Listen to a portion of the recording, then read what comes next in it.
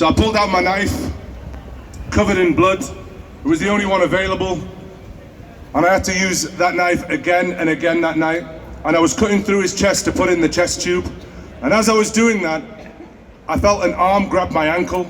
And from underneath the bed, a young woman with a severed leg was holding onto my ankle. And with the other hand, she reached out to me and she said, "Sa'idni," which means help in Arabic. And she kept holding my ankle. And I thought to myself, okay, let me finish with this man. Let me get this chest drain secured, and I will help her. By the time I got the chest drain in and secured it and looked down, she was still holding my ankle, but she'd bled to death on the floor.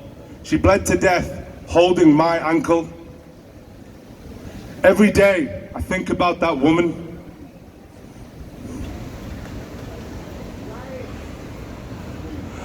Think about how I let her down. You never did.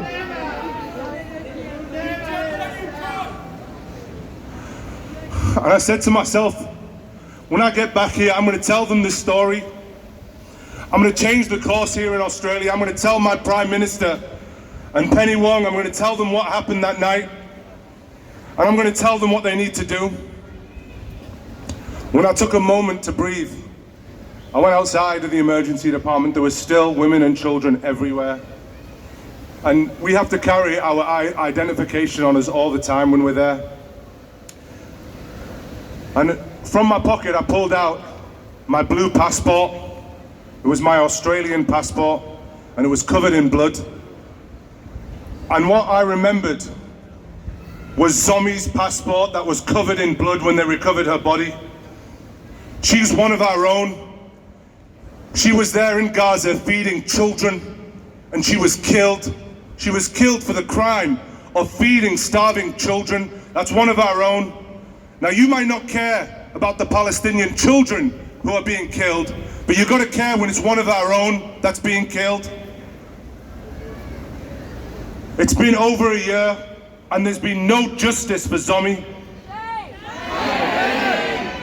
Now, I've reached out to her family, and they've given me their blessing to go out there and seek something for Zomi from our government. So I'm extending an olive branch to our Prime Minister, Anthony Albanese and Penny Wong.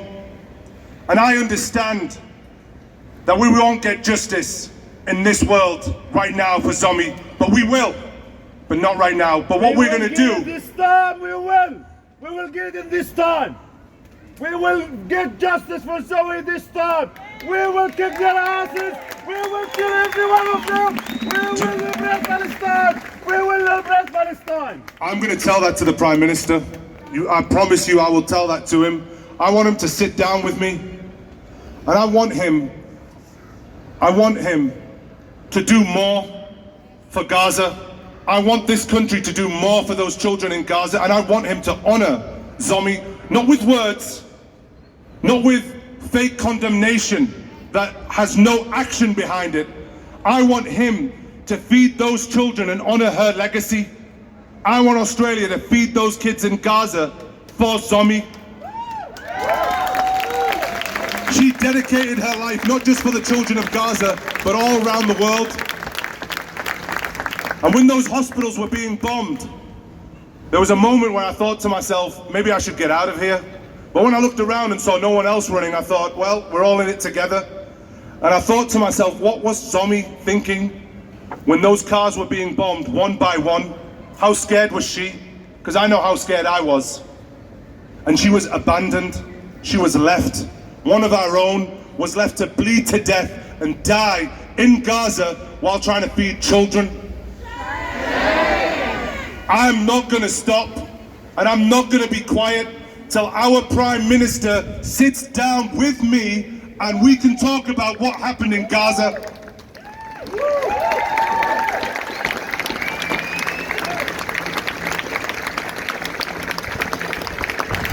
You know, when we were there in Gaza,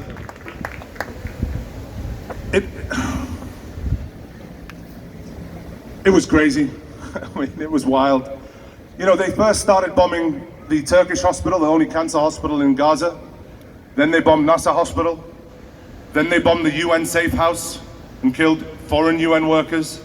Then they executed the ambulance drivers. Then they started bombing the hospital that I was in.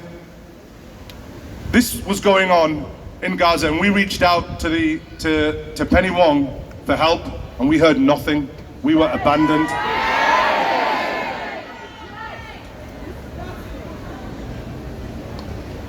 I'm not going to forget about those children, and there are many of them in tents right now with amputations, with maggots in those wounds that have no access to health care.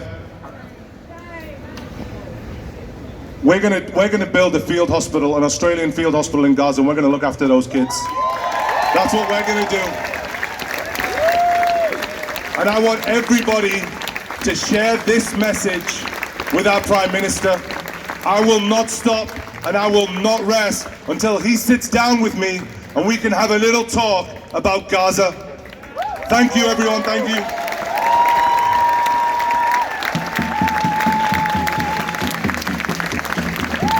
I'm a tall girl, but my goodness.